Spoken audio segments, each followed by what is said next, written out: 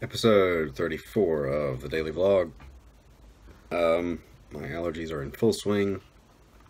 I want to scratch my eyes out. My eyes have been itching all day, and this is on allergy medicine. So this is about the week and a half of the year that's the worst for me. So the debit card drama. I just saw where PayPal had credited the smallest charge back to me, and then the Red Lobster lunch that the people had. But the two biggest charges so far have not been put back on my card. So I think they're doing it one charge at a time. They're probably going through and reviewing it, and I don't know how they know how they determine that, but I hope that goes smoothly, because that was a big chunk of change that these people decided to use to improve their home, apparently, at Lowe's and Garden Ridge. Still haven't heard from the police either, so I need to, if I don't hear anything today, if I don't get any phone calls, I'll probably call and see what the case, what's going on with that. I don't know. So today was spent so far. I'm recording this about 3:45 in the afternoon. I was shipping. I did manage to ship something out, and then went to the dentist. So my mouth is still sore, and there was nothing wrong with it. It was just a cleaning. My hygienist is thorough. So I swear I leave there and I move my teeth, and I can feel my teeth moving. I mean, it's just like digging for diamonds or something in there. And I'm uploading G.I. Joe pages for the next issue. And there's a couple of smaller jobs that I need to shuffle and stuff. And I mentioned that we're moving, or trying to move, in the house that we're moving into might be available because they're renovating it for us to view. So all this stuff here, I've got to go through and get this presentable, and I'm not looking forward to it. I mean, it's going to be a good move. It's just the process of moving it sucks. So that's what's going on this week. Allergies, teeth, thieves, work, moving, and stuff. So there's all those Transformer mini bots that I drew at the show. If you watch the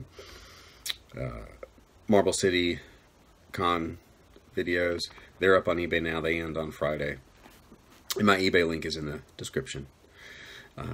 So I also thought, real quick, I've had one of the posts on my blog that's gotten a lot of traffic, and it's a tool review, and it's of this, and I get a lot of questions about this.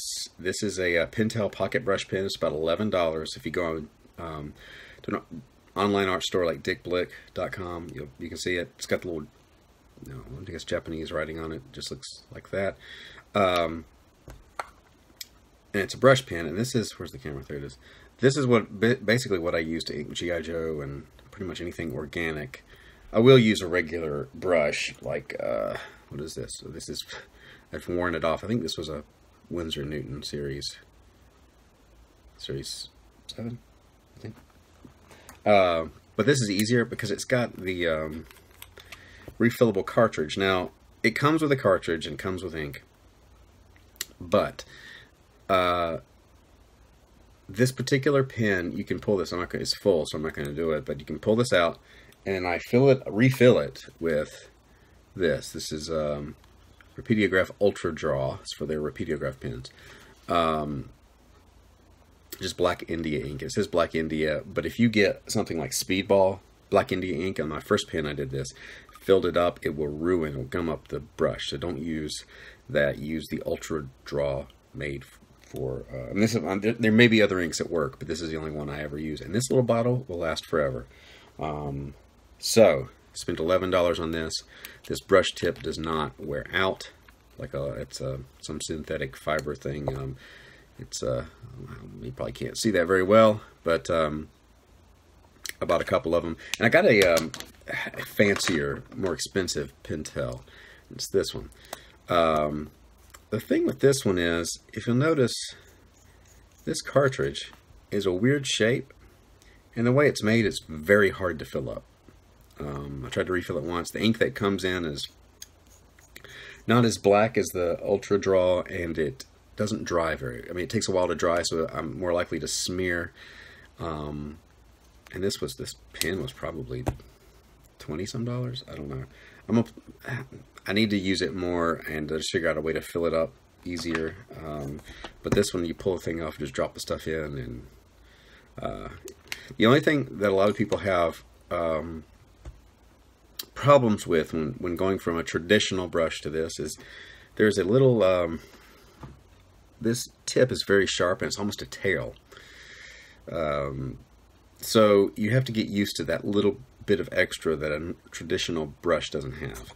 Once you get used to it, you can get some really, really fine lines. It's just learning to use the tool, play with it.